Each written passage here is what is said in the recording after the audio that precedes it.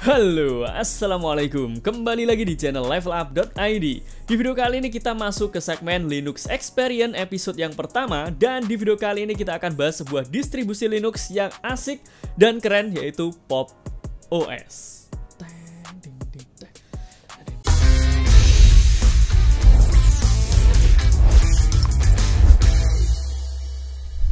Buat teman-teman yang belum tahu, di segmen Linux Experience ini kita akan sharing banyak hal ke kalian tentang Linux, mulai dari distribusi Linux, desktop environment, tutorial, dan juga tips seputar Linux. Jadi biar kalian tidak ketinggalan update-update seputar Linux, silahkan pencet tombol subscribe dan aktifkan loncengnya agar kalian tidak ketinggalan kalau kita update video tentang Linux, guys. Dan di Linux Experience yang pertama ini kita akan bahas salah satu distribusi Linux yang bisa kalian coba kalau kalian ingin beralih dari Windows mungkin ke Linux, karena memberikan user experience yang menyenangkan ketika pertama kali kita menggunakan, yaitu Pop! OS. Pop! OS ini sebenarnya basisnya adalah Ubuntu yang sudah dikustomisasi oleh developer dari Pop! OS ini, yaitu System76, yang akhirnya memiliki karakteristik sendiri. Walaupun menggunakan desktop environment yang sama dengan Ubuntu, yaitu GNOME, Pop! OS ini memiliki user interface yang berbeda dan akan memberikan user experience yang berbeda pula saat kalian menggunakannya. Kalau di video sebelumnya kita sudah sharing ke kalian tentang cara untuk install Pop! OS ini dual boot dengan Windows 11, yang akhirnya saat ini kita sudah full install Pop! OS ini di laptop yang kita gunakan ini, guys. Karena setelah kita coba beberapa hari, ternyata user experience menggunakan Pop! OS ini sangat menyenangkan. Kita mulai dulu dari cara untuk menginstalnya. Cara untuk menginstal Pop! OS ini bisa dibilang sangat mudah dan sangat cepat, tetapi kalau kalian full install ke laptop atau ke PC kalian. Sayangnya kalau kalian ingin install dual boot dengan Windows 10 ataupun Windows 11, kalian harus install secara manual Group Twin setelah kalian menginstal Pop! OS-nya. Berbeda saat kalian menginstal distro Linux yang lain seperti Mint, Ubuntu, bahkan Nobara sekalipun, yang Group Twin-nya akan langsung secara otomatis terinstall saat kita install operating sistemnya juga. Tetapi kelebihan dari Pop! OS sendiri, kalian bisa memilih versi dari Pop! OS, apakah yang LTS atau yang sudah menggunakan NVIDIA driver. Kalau misal kalian menggunakan GPU dari NVIDIA. Kalau kalian gunakan yang sudah terdapat driver dari NVIDIA, kalian tidak perlu lagi untuk install secara manual driver NVIDIA setelah kalian install Pop! OS-nya. Kalian hanya perlu untuk mengupdate drivernya saja kalau misal ada driver versi terbarunya, guys. Dan untuk minimum requirement untuk menjalankan Pop! OS ini, kalian bisa baca di sini untuk RAM-nya minimal 4 GB, kemudian storage-nya minimal 16 GB, dan kalian harus menggunakan CPU atau prosesor 64 bit. Dan kalau kalian menggunakan Raspberry Pi 4, kalian harus gunakan USB 3 storage. Tetapi di sini kami sarankan kalau kalian ingin gunakan Pop! OS dengan experience yang baik, minimal kalian gunakan RAM 8 GB dan juga menggunakan CPU minimal 4 core, teman-teman. Dan buat kalian yang ingin mencoba menginstal Pop! OS, kalian bisa tonton tutorialnya di link di atas ini, atau nanti kita sertakan deskripsi pada video ini, teman-teman. Selanjutnya kita bahas dari user interface dan juga user experience menggunakan Pop! OS ini. Seperti yang kalian lihat di sini, tampilan dari Pop! OS ini sangat simple dan juga bisa dibilang clean. Di bagian bawah kalian bisa melihat ada yang namanya dock atau dash. Di sini kalian bisa menempatkan berbagai macam aplikasi-aplikasi yang terinstall di laptop atau di PC kalian.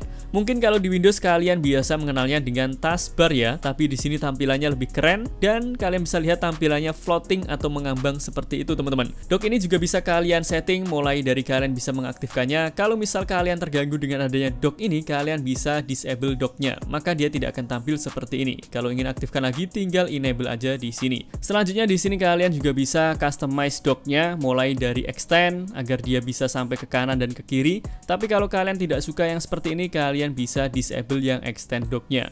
Kemudian di sini kalian juga bisa pilih menu apa saja yang akan tampil di dock, mulai dari launcher, kemudian ada workspaces, lalu ada application, kemudian kalian juga bisa show mounted drive kalau misal kalian menghubungkan external drive ke laptop atau ke PC kalian.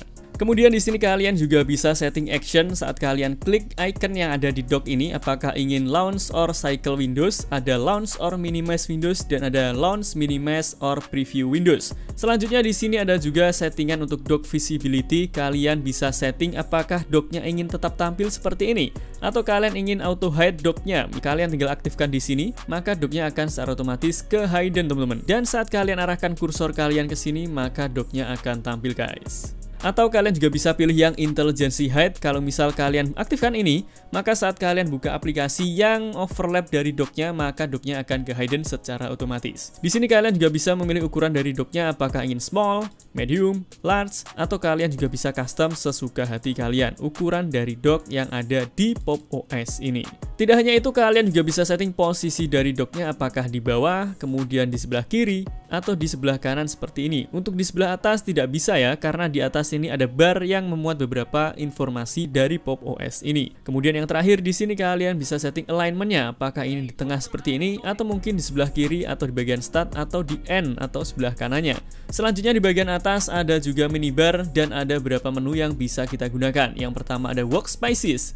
Di sini kalian bisa mengatur workspace yang kalian gunakan. Misal di workspace yang pertama ini kita jalankan dua aplikasi, yaitu Files dan juga Google Chrome. Saat kalian pilih workspaces di sini, maka akan tampil workspace kalian yang pertama yang membuka aplikasi Files dan juga Google Chrome. Kalian bisa pindah aplikasi misal Google Chrome ini ke workspace yang kedua. Caranya tinggal drag and drop seperti ini. Maka Google Chrome kalian akan berpindah ke workspace yang kedua dan secara otomatis akan muncul workspace yang ketiga. Inilah yang dinamakan dengan Dynamic Workspace di Pop! OS ini, karena dia secara otomatis akan membuka workspace yang baru saat kalian menambahkan workspace ke workspace yang kosong. Lalu kalau misal kalian ingin jadikan satu lagi aplikasi ini ke workspace pertama, tinggal drag and drop lagi. Maka workspace-nya akan berkurang satu dan akan jadi satu seperti ini. Tapi kalau menurut kami lebih suka dengan workspaces yang ada di GNOME versi originalnya yang bisa kalian tonton di pembahasan Nobara OS sebelumnya. Karena selain kita bisa pindah dari workspace satu ke workspace yang lain, memindahkan aplikasi, kita juga bisa langsung mengakses aplikasi-aplikasi yang terinstall di dalam laptop atau di PC kita, guys.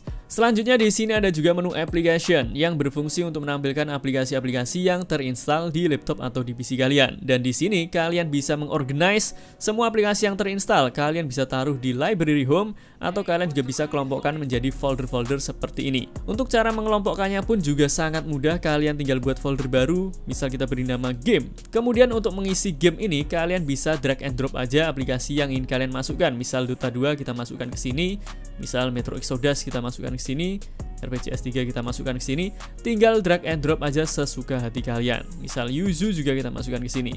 Maka secara otomatis akan mengisi folder game yang sudah kalian buat tadi, guys. Selanjutnya di bagian tengah dari bar di atas ini ada juga date and time yang akan menampilkan tanggal, jam, kemudian ada event dan juga weather. Serta di sini kalian bisa juga langsung mengaktifkan atau menonaktifkan Do Not Disturb kalau misal kalian tidak ingin terganggu dengan notifikasi-notifikasi saat kalian bermain game atau saat kalian menjalankan aplikasi-aplikasi, teman-teman. Untuk membuat event kalian tinggal klik di sini. Misal tanggal 21, kemudian misal kita beri keterangan upload, setelah itu pilih add. Maka kalau kita buka di sini, maka akan muncul event yang sudah kita setting tadi, teman-teman. Hal ini sangat simpel dan juga sangat cepat saat kalian ingin setting event atau jadwal-jadwal yang akan kalian lakukan di hari-hari selanjutnya. Kemudian di bagian kanan ada juga beberapa menu yang bisa gunakan. Yang pertama di sini kalian bisa mengaktifkan tile windows. Kalau kalian aktifkan ini, kemudian misal kalian buka aplikasi, misal Google Chrome, kemudian kalian buka aplikasi lagi, misal Files, maka secara otomatis dia akan di-snap atau dibagi menjadi dua bagian seperti ini. Misal buka lagi setting, maka secara otomatis dia akan dibagi menjadi 3 layout seperti ini, teman-teman. Misal buka lagi, misal 4, kita buka terminal, maka dia secara otomatis juga akan menempati posisi di sini dan akan ada 4 layout yang kita tidak perlu atur satu per satu. Di sini kalau misal kalian close aplikasinya, misal kita close yang Chrome ini, secara otomatis juga akan ditempati aplikasi yang lain. Kalau misal kalian ingin setting ukurannya, tinggal geser-geser aja seperti ini. Maka dia secara otomatis juga akan menyesuaikan, guys. Selain itu di sini kalian juga bisa melihat ada menu shortcut. Kalian bisa lihat shortcut yang digunakan di Pop! OS ini. Per ini maksudnya adalah tombol Windows ya, kalau kalian menggunakan laptop yang ada logo Windows-nya. Kemudian di sini ada view all kalau misal kalian ingin melihat semua shortcut yang digunakan di Pop! OS ini. Lalu di sini kalian bisa aktifkan show active hint. Kalau ini kalian aktifkan, maka akan ada warna dari window yang sedang aktif. Kemudian kalian bisa ganti warna hintnya, maka dia akan ganti ke warna hijau. Kalau ingin nonaktifkan, tinggal nonaktifkan di sini. Kemudian di sini kalian juga bisa setting gapnya dari aplikasi-aplikasi yang kalian buka. Misal ini gapnya terlalu besar, kalian bisa kecilkan, misal ke 1 atau sampai ke 0 seperti ini. Kalau misal terlalu kecil, ingin besarkan, tinggal pilih tanda plus ini. Tinggal sesuaikan dengan keinginan kalian, guys. Kalau misal kalian tidak suka dengan tiles seperti ini, tinggal nonaktifkan aja tilesnya di sini, teman-teman. Kemudian untuk action centernya di sini kalian bisa akses atur volume dari speaker yang kalian gunakan. Kemudian kalian bisa setting kecerahan dari monitor yang kalian gunakan. Selain dari Action Center, kalian juga bisa mengatur volume menggunakan tombol yang ada di keyboard kalian. Dan untuk volume slidernya tampilannya seperti ini. Untuk desainnya kami sangat suka dan peletakannya pun juga kami sangat suka. Karena ini mirip seperti Windows 11 ya untuk penempatannya. Dan tidak hanya volume, kalian juga bisa setting brightness-nya dengan tombol di keyboard kalian. Dan untuk slidernya pun letaknya sama, hanya saja ikonnya yang berbeda. Kalau tadi volume, sekarang menggunakan brightness. Lalu di sini kalian bisa konekkan ke WiFi dan ada juga baterai indikator, sekaligus kalian bisa setting power mode-nya. Apakah kalian ingin balance, baterai life atau yang high performance. Dan kalian bisa akses menu setting juga dari sini. Kemudian ada lock untuk mengunci laptop atau PC kalian. Kemudian ada power off untuk suspend, restart, power off, dan juga lock out. Kemudian untuk menu setting di PopOS ini kalian bisa lihat tampilannya seperti ini. Di sini kalian bisa melakukan setting mulai dari Wi-Fi, network, Bluetooth, desktop, dan masih banyak sekali yang bisa kalian lakukan. Dan kerennya lagi, dari menu setting di PopOS ini kalian bisa adjust ukurannya. Kalian tinggal geser aja seperti ini, maka dia akan berubah modenya. Kalau kalian klik Wi-Fi, dia akan tampil seperti ini. Jadi seperti di smartphone kalian. Tapi kalau kalian lebarkan lagi, nah maka sub menunya akan tampil di sebelah kanan. Tapi kalau kalian kecilkan lagi seperti ini, maka dia akan tampil saat kalian klik di sini.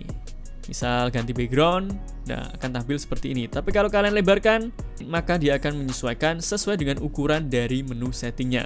Secara user experience, menggunakan PopOS ini merupakan hal yang baru karena biasanya sehari-hari kita menggunakan Windows, baik itu Windows 10 ataupun Windows 11. Dan pengalaman yang diberikan oleh PopOS ini cukup menyenangkan dan asik karena banyak hal baru yang kita temukan di PopOS ini guys. Lalu kira-kira bagaimana dengan kompatibilitas aplikasi-aplikasi yang ada di dalamnya? Untuk aplikasi-aplikasi di PopOS ini bisa kalian install dengan sangat mudah karena di PopOS ini sudah dilengkapi dengan PopShop atau application center yang sudah terinstall saat kita menginstal PopOS-nya.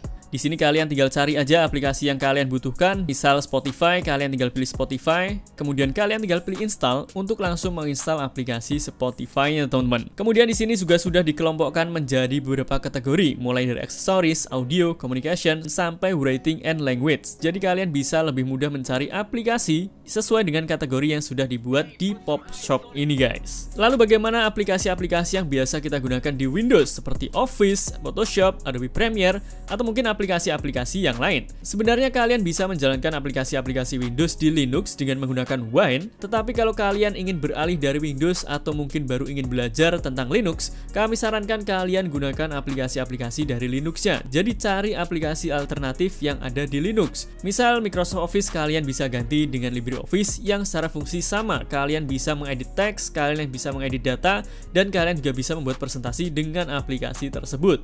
Kemudian misal aplikasi editing foto seperti Adobe Photoshop, di Linux kalian bisa gunakan GIMP atau GNU Image Manipulation Program. Walaupun memang tidak sepowerful Photoshop, tapi aplikasi ini sudah bisa kalian gunakan untuk memanipulasi atau mengedit foto sesuai dengan keinginan kalian. Misal bikin thumbnail, bikin poster, kalian bisa gunakan aplikasi ini dan aplikasi ini gratis. Jadi kalian bisa gunakan aplikasi yang legal di laptop atau di PC kalian. Kemudian misal aplikasi vektor grafik editor seperti Adobe Illustrator, CorelDRAW, kalian bisa gunakan Inkscape di operating system Linux. Dan aplikasi ini memiliki fungsi dan juga cara kerja yang sama dengan aplikasi-aplikasi vektor grafik editor yang ada di Windows, guys. Kemudian bagaimana dengan aplikasi editing video? Kalau biasa kalian menggunakan Adobe Premiere Pro, Filmora, atau mungkin kalian bisa menggunakan DaVinci Resolve, di Linux kalian juga bisa install dan menggunakan DaVinci Resolve sebagai aplikasi video editor yang kalian gunakan.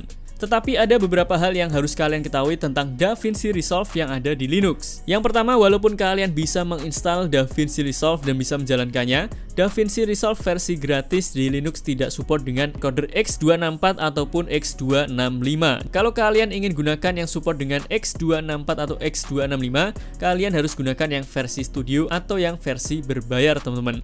Kemudian saat kita gunakan DaVinci Resolve di Linux, maka dia tidak akan ada bordernya atau borderless seperti yang kalian lihat di sini. Di bagian bawah, di bagian kanan, kiri, dan juga di bagian atasnya tidak ada bordernya. Jadi kalian tidak bisa untuk minimize, tidak bisa untuk mengecilkan ukuran atau size-nya. Tetapi kalau kalian gunakan yang versi studio, hal itu bisa kalian lakukan. Mungkin kalian sudah ada solusi tentang hal ini, silahkan komen di bawah, guys. Kemudian untuk aplikasi 3D, kalian bisa gunakan Blender, dan aplikasi ini gratis juga, dan langsung kalian install dari PopShop juga. Jadi akan lebih memudahkan kalian kalau kalian ingin menggunakan Blender ini di Linux-nya. Dan salah satu aplikasi yang paling sering kita gunakan adalah OBS untuk merekam layar pastinya. Dan aplikasi ini juga bisa kalian gunakan di Pop! OS ini tanpa ada kendala sama sekali. Untuk tampilan, kemudian menu settingnya sama seperti yang ada di Windows. Jadi kalau kalian ingin screen recording di Linux atau di Pop! OS ini, kalian bisa gunakan OBS ini dengan mudah. Memang ketika kita ingin mencoba sebuah operating system baru yang berbasis Linux seperti Pop! OS ini, kita perlu juga menyesuaikan aplikasi-aplikasi yang akan kita gunakan. Kalau kalian biasa menggunakan aplikasi-aplikasi di Windows, akan ada yang bisa kalian gunakan, ada juga yang harus kalian ganti dan cari alternatifnya di operating system baru yang kalian gunakan. Lalu bagaimana dengan gaming? Apakah Pop! OS ini bisa digunakan untuk gaming karena kita installnya di laptop gaming? Jawabannya sangat bisa. Buat kalian yang biasa bermain Steam, kalian tinggal install aja Steam secara langsung di Linuxnya, atau kalian juga bisa install Steam versi Proton atau Wine. Walaupun memang tidak semua game yang ada di Steam ini akan support di Linux ya, jadi kalian harus cari game yang dia available untuk Linux. Karena beberapa game masih belum tersedia di Linux seperti GTA 5 yang kalian tidak bisa install di sini karena hanya tersedia untuk Windows saja teman-teman. Pasti untuk game yang sudah support dengan Steam Deck OS akan support dengan Linux juga. Dan yang paling penting, game yang paling sering kita mainkan adalah Dota 2, jadi kita bisa install dan mainkan game Dota 2 di Linux ini guys. Selain menggunakan Steam, kalian juga bisa install game dari Epic Game, kemudian dari Ubisoft Connect, atau kalian juga bisa mainkan game-game retro seperti game PS3 menggunakan RPGS 3, bahkan kalian juga bisa lancar bermain game Nintendo Switch dengan emulator Yuzu. Untuk performa gamingnya kalian bisa lihat yang berikut ini.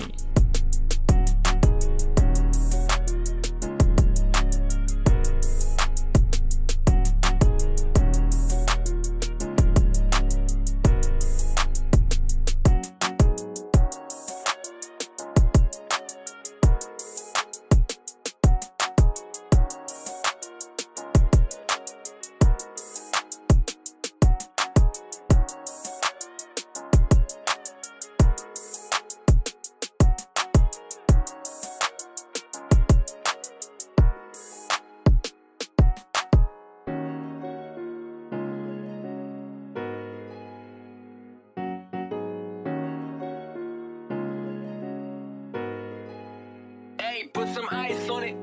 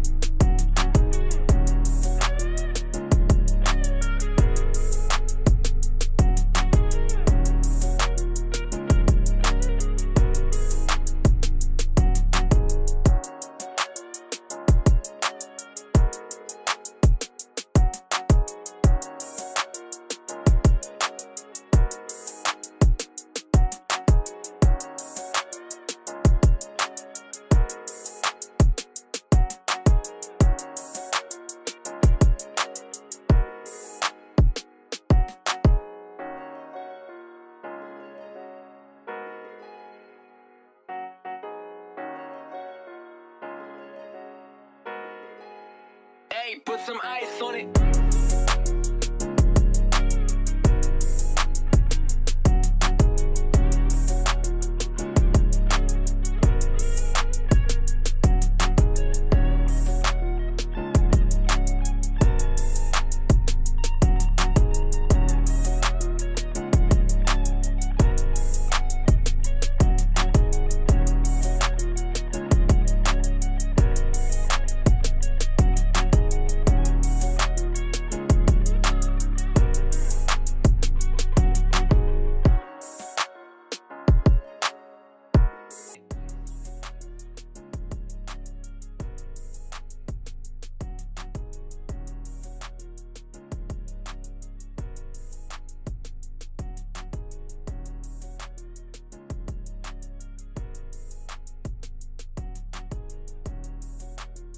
Lalu ada juga hal-hal yang kita tidak sukai dari Pop OS ini. Yang pertama yang tidak kami sukai dari Pop OS ini adalah di bagian Pop Shop-nya. Kadang saat kita buka pertama kali Pop Shop ini, maka icon dari aplikasi-aplikasinya tidak akan langsung terloading secara cepat. Kita butuh berapa waktu atau close dulu Pop Shop-nya dan buka lagi Pop Shop-nya, baru akan muncul icon dari aplikasi-aplikasi yang ada di sini guys. Kemudian kadang Pop Shop ini juga sering freeze, misal kalian masuk ke install, kemudian kalian sedang update aplikasi di sini, kadang Pop Shop-nya sering freeze. Dan saat kalian install aplikasi, kadang progress bar-nya tidak update, padahal aplikasinya sudah terinstall di laptop atau di PC yang kita gunakan. Selebihnya untuk compatibility aplikasi, kami rasa itu bukan sebuah kekurangan di Linux, karena memang perlu butuh penyesuaian saat kita mencoba atau beralih dari operating system yang satu ke operating system yang lain.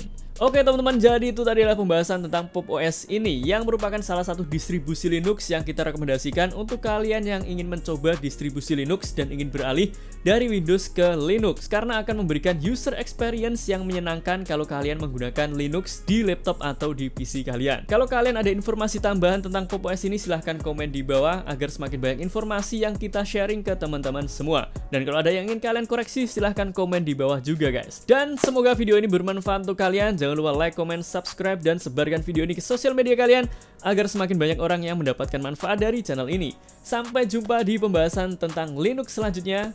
Assalamualaikum.